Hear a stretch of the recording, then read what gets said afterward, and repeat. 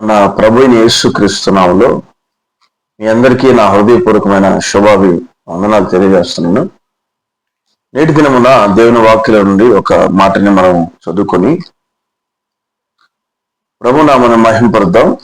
దేవుడు మనతో మాట్లాడడానికి ఇష్టపడుతున్నాడు కనుక యెషయా గ్రంథం 41వ అధ్యాయంలో 13వ వాక్య భాగంలో నుండి ప్రభు మనతో మాట్లాడడానికి ఇష్టపడుతున్నాడు. నీ దేవుడనైన యెహోవానగు నేను, భయపడకము, నేను నీకు సహాయము చేసేదనని చెప్పుచు నీ కుడి చేతిని పట్టుకొనుచున్నాను. ఆమేన్, హల్లెలూయా. నీ దేవుడనైన యెహోవానగు నేను అని దేవుడు మనతోనే ఈ విషయాన్ని తెలియజేస్తున్నాడు. ఆయన మనకు దేవుడట. అలానే ఆయన యొక్క తత్వాన్ని, ఆయన యొక్క మహిమని మనకు బయలుపరుస్తూ ఉన్నాడు. నేను నీ దేవుడిని, నీవు నన్ను ఆరాధించాలి, నేను సర్వశక్తి కలిగిన దేవుడిని, భయపడాల్సిన అవసరం లేదు అని చెప్తున్నాడు. ఎందుకని పిల్లరా, దేనికి భయపడద్దు అంటున్నాడంటే ఆయనకి అసాధ్యమైనది ఏది లేదు కాబట్టి మన ఆధ్యాత్మిక జీవితాల్లో నూతనమైన కార్యాలు జరిగించగలడు కాబట్టి ఏ విషయంలో కూడా మీరు భయపడవద్దు అని చెప్తూ, నేను నీకు సహాయం చేస్తాను, నీ కుడి చేతిని పట్టుకుంటున్నానని చెప్తున్నాడు. ఆయన మనకి సహాయం చేసేటువంటి దేవుడై ఉన్నాడు. మన కుడి చేతిని పట్టుకొని నడిపించే దేవుడై ఉన్నాడు. ఆమేన్, ప్రైజ్ ది లార్డ్. యేసుక్రీస్తు 33.5 సంవత్సరం కూడా ఆయన బ్రతికిన దినమన్నింటి కూడా సహాయం చేస్తూ, రోగులైన వారిని స్వస్థపరుస్తూ, ఆయన క్రియలలో ప్రత్యక్షత స్పష్టంగా మనకు కనబడుతుంది. అందుకే ఈ రోజున మన జీవితాల్లో అనారోగ్యంతో బాధపడుతున్నా, అప్పుల్లో బాధపడుతున్నా, ఒంటరిగా కుమిలిపోతున్నా, ఏ పరిస్థితుల్లో ఉన్నా కూడా దేవుడు చెప్తున్నాడు, భయపడవద్దు, నేను నీకు సహాయం చేస్తాను. అది ఏ ఆపదైనా సరే. బైబిల్ గ్రంథంలో మనం చూస్తే చాలా మంది ఆపదల్లో చిక్కుకున్న వాళ్ళు ఉన్నారు. వాళ్ళ ఆపదల్లో చిక్కుకొని కూరుకుపోయి ఉన్నప్పుడు సహాయం చేసేవారు ఎవరు లేని స్థితిలో దేవుడు వారికి సహాయం చేసి విడిపించినట్లు బైబిల్లో మనం చూస్తున్నాం. దావీదు గుహల్లో దాక్కున్నాడు. శత్రు భయంతో ఎలుగెత్తి గుహల్లో ప్రార్థన చేసిన సందర్భాలు ఉన్నాయి. తరవబడ్డాడు, పరిగెత్తాడు శత్రు భయం చేత. అయితే బైబిల్ చెప్తుంది దేవుడు దావీదుకి సహాయం చేశాడు. దావీదుతో కూడా చెప్పాడు, భయపడవద్దు, నేను నీకు సహాయం చేస్తానని దినదినము దేవుడు దావీదుతో మాట్లాడేవాడు. ఇలా భక్తులందరితో కూడా ఆయన పాత నిబంధనలోనేమి కొత్త నిబంధనలోనేమి ఆయన అలాగున సహాయం చేస్తూ వచ్చిన దేవుడు. ఒకానొక సమయంలో రక్తస్రావంతో ఉన్నటువంటి స్త్రీ 12 సంవత్సరాల నుంచి సహాయం చేసేవారు లేక ఆ ఇంటర్నల్ బ్లీడింగ్ తో ఆమె స్త్రీ యొక్క సమస్యతో బాధపడుతోంది. ఇంచుమించు 12 సంవత్సరాలు రక్తస్రావం. కుటుంబీకులు నెట్టేశారు, సొంత భర్త నెట్టేశాడు, అయిన పోయిన వాళ్ళు నెట్టేశారు. ఇక ఆమె పనికిరాదనే ఉద్దేశంతో సంసారానికి ఆమె నెట్టేసినటువంటి పరిస్థితి మనకు బైబిల్లో కనబడుతుంది. అక్కడ రాయబడినటువంటి లూకాసు సువార్త 8వ అధ్యాయంలో 40వ వచనం చదివితే ఆమె అనేక మంది డాక్టర్లు సంప్రదించినట్లు సహాయం కోసం మనకి చూస్తున్నాం. మనం డాక్టర్ల కోసం తిరిగింది, సహాయం కావాలి, ఈ బ్లీడింగ్ తగ్గాలి అని సహాయం కోరింది. కానీ డాక్టర్లు ఏం చేయలేకపోయారు. వాళ్ళు ఇచ్చినటువంటి మందులు ఆ రక్తస్రావాన్ని ఆపలేకపోయాయి. ఇక ఏ సహాయం లేక ఒక రోజున ఒక చెట్టు కింద ఏడుస్తూ కూర్చున్నప్పుడు ఎవరో అటుగా వస్తున్న వాళ్ళు యేసుక్రీస్తు గురించి చెప్తున్నప్పుడు, యేసుక్రీస్తు రోగులు ముట్టి బాగు చేశాడు, కుష్ఠవారిని, గుడ్డివారిని, కుంటివారిని, ఏ విధమైన వ్యాధి గల వారినైనా ఆయన బాగు చేశాడు అని విని ఎలా అయినా సరే నేను ఆయన దగ్గరికి వెళ్ళాలి అని నిశ్చయించుకున్నది హృదయంలో. ఆయన దగ్గరికి వెళ్తే చాలు అని నిశ్చయించుకొని మరి ఎట్లయినా సరే ఆయన నేను ముట్టాలి, నాలో ఉన్న రోగం పోవాలంటే అని నిశ్చయించుకొని ఒకానొక సందర్భంలో యేసుక్రీస్తు ఆ స్థలానికి వస్తాడని అతి కష్టం చేత ఆమె ఆ స్థలానికి వెళ్ళిపోయింది.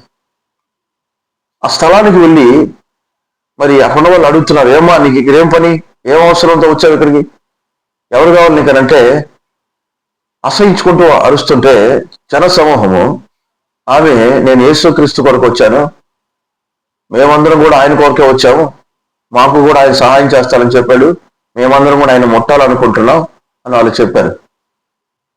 అయ్యా నిజమే, బట్ నేను కూడా ఆయన ముట్టాలనుకుంటున్నాను, మరి నేను అర్హత లేని దాన్ని, అర్హతలు నీకు అవసరం లేని పక్కకి నెట్టేశారు, త్రోసేశారు. యేసుక్రీస్తు అటుగా వస్తున్నాడు ఆ మార్గంలో. అనేక మంది జన సమూహం అక్కడ రాయబడుతున్నమాట. జన సమూహం అనేక మంది ఆయన మీద పడుతున్నారు స్వస్థత కోసం. ఆ తర్వాత ఆ యొక్క రక్తస్రావం కలిగిన స్త్రీ కింద మీద పడి ఆళ్ళు తొక్కుతున్నా, వీళ్ళు తొక్కుతున్నా, ఆ చేతుల మీద తొక్కుతున్నారు, కింద మీద పడి మొత్తానికి ఆ జన సమూహంలో ఆయన వస్త్రము చెంగుని ముట్టింది సహాయం కోరి. వెంటనే ఆమె యొక్క రక్తస్రావం అనేది కట్టబడింది. ఆమె యేసయ్యలో ఉన్నటువంటి మహిమ ఆమెలోకి వెళ్ళినట్లు యేసయ్య వెనక్కి తిరిగి చూసి, ఎవరో నన్ను ముట్టారు, నాలో నుండి ప్రభావం వెళ్ళింది, నా మహిమ వాళ్ళలోకి వెళ్ళిపోయింది, నన్ను ఎవరో ఒక ముట్టింది, చాలా బాధలో వేదనలో ఉంది, ఎన్నో సంవత్సరాలు ఉంది అని తిరిగాడు. అప్పుడు శిష్యులు, అందరూ ముడుతున్నారు కదా, ఎవరు ప్రత్యేకంగా ఉంటే అందరు నీ మీద పడుతున్నారంటే, కాదు కాదు, ఈమెవరో ప్రత్యేకంగా నా దగ్గర నుంచి సహాయం కోరింది, ఆమెను చేయి నేను పట్టుకోవాలనుకుంటున్నానని అలా తిరిగి మాట్లాడుతున్నప్పుడు ఆమె వచ్చి యేసయ్య పాదాల మీద పడినప్పుడు యేసుక్రీస్తు ఆమె కుడి చేతిని పట్టుకుని అలా పైకి లేపుతున్నాడు. అమ్మా, నేను నీకు సహాయం చేస్తున్నాను, భయపడకు. ఆమె ప్రైజ్ ది లార్డ్. వాక్యం అనే చెప్తుంది, భయపడకము, నేను నీకు సహాయం చేస్తానని చెప్పి ఆమెను పైకి అలా లేపి అప్పుడు చెప్తున్నాడు, అమ్మా నీ విశ్వాసము నిన్ను స్వస్థపరిచింది, సమాధానము గలదైనవి ఇటు వెళ్ళు, ఏమాత్రం భయపడద్దు, ఇంకెప్పుడు కూడా రక్తస్రావం అనేటువంటి యొక్క వ్యాధి నేను వెంటాడదు అని ఆమెను బాగు చేసినట్లు మనకు బైబిల్లో కనబడుతుంది. నా ప్రియ దేవుని సహోదరులారా, మీరు రోగాన్ని బట్టి, అప్పులను బట్టి, సమస్యలను బట్టి, నిందలను బట్టి ఏ విషయాల్లో మీరు భయపడుతున్నారో నాకు తెలియదు. అయితే దేవుడు మనతోనే మాట్లాడుతున్నాడు. ఈ యొక్క సమయంలో నేను నీ కుడి చేతిని పట్టుకుంటున్నాను, భయపడాల్సిన అవసరమే లేదని తెలియచేస్తున్నాడు. ఎందుకయ్యా అంటే ఆయన సర్వశక్తి కలిగిన దేవుడు. వాక్యంలో ఉంది, యెషయా గ్రంథం 44వ అధ్యాయంలో 24 నుండి ఒక మాట చూస్తే, గర్భము నుండి నిన్ను నిర్మించిన నీ విమోచకుడగు యెహోవా ఇలాగు సెలవిచ్చుచున్నాడు.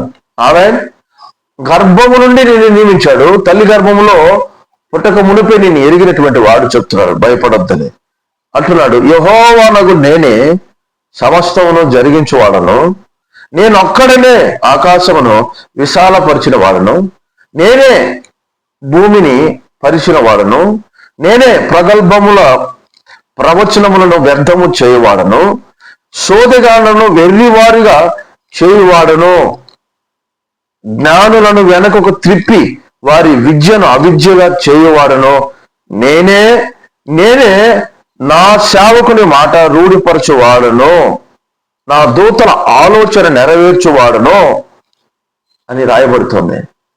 ఆ సర్వశక్తి కలిగిన దేవుడు మనతో మాట్లాడుతున్నాడు. ఏంటంటే, గర్భంలో నిర్మించిన మొదలుకొని నిర్మించబడక మునిపే నీ గురించి నాకు తెలుసు, నేను ఎరిగాను, నేను ఆకాశాన్ని విశాలపరిచిన వాడిని, భూమిని కింద పరిచిన వాడిని అని చెప్తూ ప్రగల్భాల్ని, కల్పితాలని నేను వ్యర్థం చేస్తానని చెప్తూ, సోదెగాళ్ళని నేను వెర్రివారిగా చేస్తాను, జ్ఞానులు అని అనుకున్నటువంటి వారిని పక్కన పెట్టి వెర్రివారిని జ్ఞానవంతులుగా చేస్తాను అని దేవుడు మాట్లాడుతున్నాడు.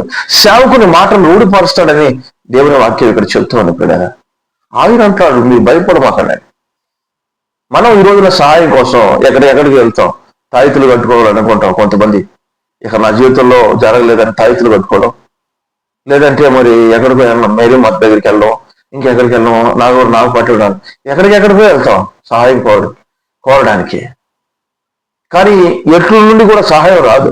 అంటున్నాడు, సహాయము చేయవాడను నేనే అని అంటున్నాడు ఆయన. నేనొక్కడనే అని చెప్తున్నాడు. ఈ యొక్క ప్రపంచాన్ని ఏలుతున్నాడు ఆయన. నేనొక్కడనే నీకు సహాయం చేసేవాడిని. నా ప్రియమైన దేవుని సహోదరులారా, ఈ వాక్య భాగం నుండి ప్రభు మనకి ఏం తెలియచేస్తున్నాడు? నువ్వు ఒకవేళ సోదిగాళ్ళని వెంబడించినా, ఎవరినైనా విగ్రహ సంబంధమైన వాటిని కానీ ఎక్కడైనా నువ్వు వెంబడించినా కూడా అవి నీకు సహాయం చేయవని నేనొక్కడనే సహాయం చేస్తాడని చెప్తున్నాడు. కనుక మన ఆత్మీయ జీవితాల్లో మనం యేసుక్రీస్తు యొక్క ఆ సహాయాన్ని తీసుకునే వారుగా ఉండాలి. ఆయన అంటున్నాడు, భయపడమాకండి, నీ కుడి చేత నేను పట్టుకుంటున్నాను, నేను నీకు సహాయం చేస్తాను. ఆమె ఈ మాటలు నీతోనే ప్రభు చెప్తున్నాడు. ఒకవేళ ఏ పరిస్థితుల్లో ఉన్నావు నాకు తెలియదు, కానీ ఈ యొక్క వాక్యంలో నుండి నీతో మాట్లాడుతున్నాడు. నీ కుడి చేతిని పట్టుకొని నీకు ఆయన సహాయం చేయబోతున్నాడు. నువ్వున్న పరిస్థితులను నేను విడిపించబోతున్నాడు. దేవుడు అట్టి కృప మనందరికీ అనుగ్రహించి ఆశీర్వదించును గాక. ఆమె